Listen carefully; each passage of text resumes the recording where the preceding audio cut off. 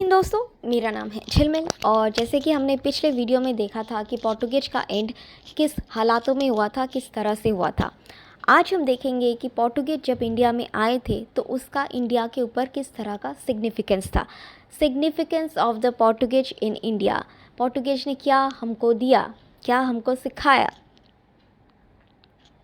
सबसे पहली बात तो पोर्टुगेज के आने के बाद ही they were the first European powers and they were the only European powers who lasted so long. Okay, so Portuguese के आने के बाद ही अपने को पता चला कि नेवल पावर जैसी भी कोई चीज़ होती है जो इतनी स्ट्रांगली मतलब पावरफुल हो सकती है और जो सी रूट से आके भी हमारे यहाँ पे बस सकती है। ठीक है, सो पोर्टुगेज के आने के बाद ही एक तरह से नेवल पावर जो है वो स्पॉटलाइट में आया। जैसे कि यहाँ पे बोला गया है कि अरे वाह, सी रूट से भी हमको कोई अटैक कर सकता है, हमने तो सोचा ही नहीं था ऐसा। तो इस तरह का जो है देखने को मिला था। Most historians have observed that the coming of the Portuguese not only initiated what might be called the European era, it marked the emergence of naval power.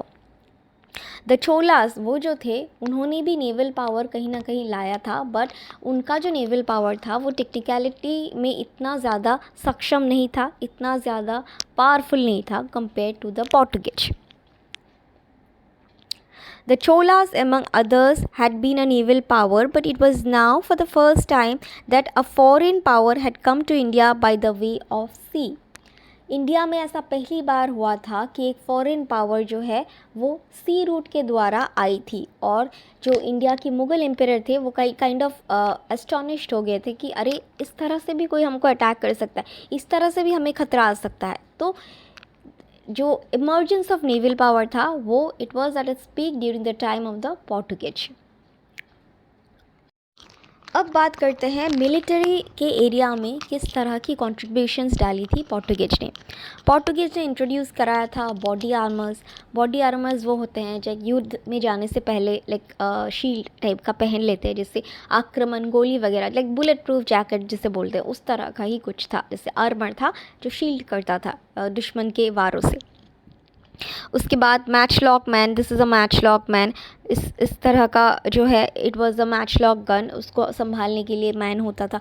तो ये सारी जो मिलिट्री टैक्टिक्स थी वो पोर्टुगेज ही लाए थे इंडिया में। In the Malabar of the 16th century, the Portuguese showed military innovation in their use of body armor, matchlock men, and guns landed from the ships. Portuguese may have contributed by example to the Mughal use of field guns and the artillery of the stirrup. तो Portuguese के ये जो military innovations थी उनको देख के हमारे मुग़लों ने भी काफ़ी सारी जो अपनी मिलिट्री टीम है उसमें इनोवेशंस किया था। Copycat basically.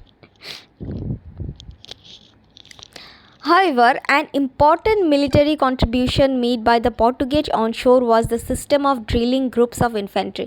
ये drilling groups of infantry एक type of battalion होता था जो स्पेनिश का legendary battalion होता था। इस तरह के जो categorization of the सैनिक्स जो होते थे इसको हराना बहुत मुश्किल था।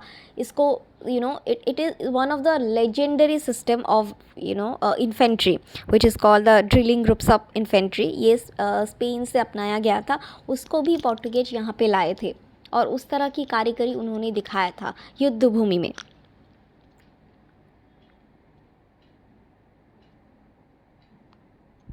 क्योंकि उस टाइम पे डच भी धीरे धीरे आने लगे थे और बहुत सारी और फॉरेन पावर्स भी अटैक करने लगे थे।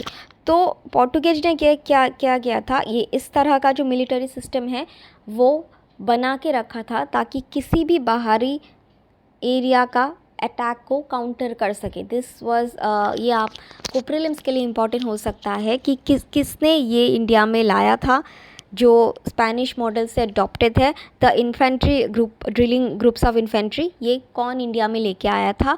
The answer is Portuguese. आपको ऑप्शन दिया जाएगा पोर्टुगेज, डच, ये वो, तो आंसर इज़ पोर्टुगेज। ये नोट कर लीजिएगा, ये प्रीलिम्स के लिए इम्पॉर्टेंट है।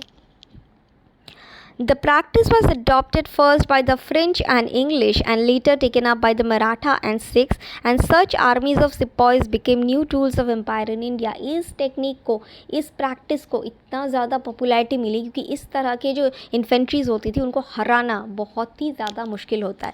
अगर कॉमन लैंग्वेज में बोले तो जैसे अपने महाभारत में चक्रव्यूह रचा था, उस तरह का जो है वो आर्मी बिल्डिंग होता है, इन्फेंट्री बिल्डिंग होता था, लाइक जिसको काटना भेदना बहुत ही मुश्किल होता था। और इस चीज़ को फ्रेंच, इंग्लिश और बाद में अपने बंदों ने, मतलब मराठा सिख्स ने भी अडॉप्ट कर लिया था कि भाई ये तो बहुत तगड़ी चीज़ है। उसके बाद एक और कंट्रीब्यूशन था पोर्टुगेज का, innovation in the ship building. वो शिप बिल्डिंग के, शिप के हर एक चीज़ में बहुत ज़्यादा महारत हासिल किया था उन्होंने। चाहे धूप हो, बरसात हो, मॉनसून हो, कुछ भी हो, वो लहरों को क्रॉस करके आना जानते थे किसी भी तरह से। So they had an expertise in the ship, ship building and ship, मतलब चलाने का, शिप को चलाने का भी उनमें बहुत ज़्यादा एक्सपर्टीज़ था। तो किसी भी मौसम को उनके सामने रुकावट नहीं बनती थी, वो बस आगे चले जाते थे।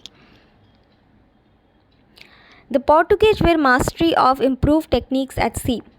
Their multi-decade ships were heavily constructed, designed as they were to ride out Atlantic gales rather than run before the regular monsoons.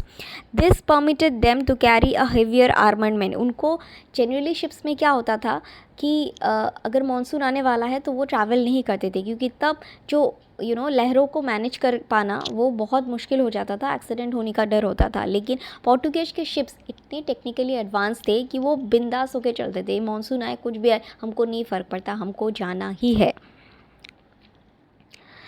Their use of castled prow and stern was a noteworthy feature by which to repel or launch boarding pass parties. Indian builders adopted both of their use. यहाँ पे ये मैं आपको दिखा रही हूँ। This side, इस side से अगर शिप जाता था then it was called as just a sec, I'll take a marker. This is called stern, अगर इस साइड से जाता था, and this is called prow, अगर इस साइड से जाता था। और ये शिप्स के कुछ पार्ट है।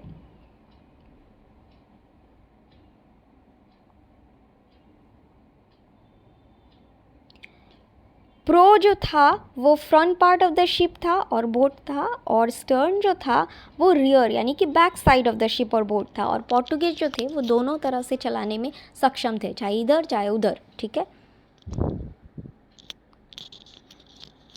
और एक चीज़ जो पोर्टुगेज बहुत ज़्यादा उसमें महारत थे वो थे आर्सेनल शिप्स। आर्सेनल्स मतलब शिप के ऊपर जो है वो वेपन्स रख के चलाना, जिस तरह से आजकल आर्सेनल्स होते हैं शिप के ऊपर ही तोपें चलाना, उसमें जो है शिप के ऊपर आर्सेनल रख के उससे के थ्रू आक्रमण करना, अटैकिंग शिप्स जो थे उसमें पोर्टुगेज बहुत ज़्यादा सक्षम और महारत थे।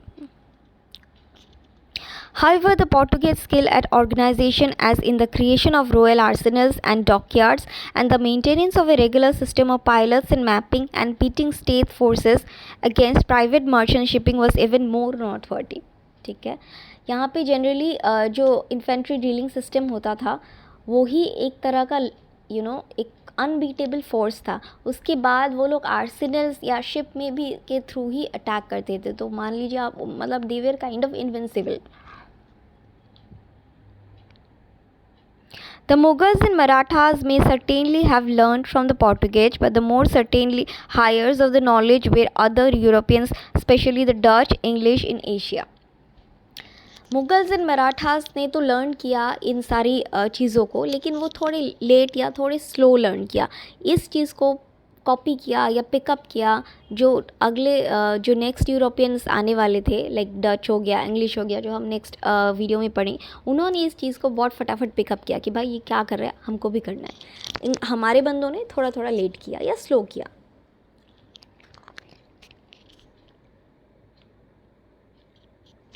ये तो हो गई बात मिलिट्री की।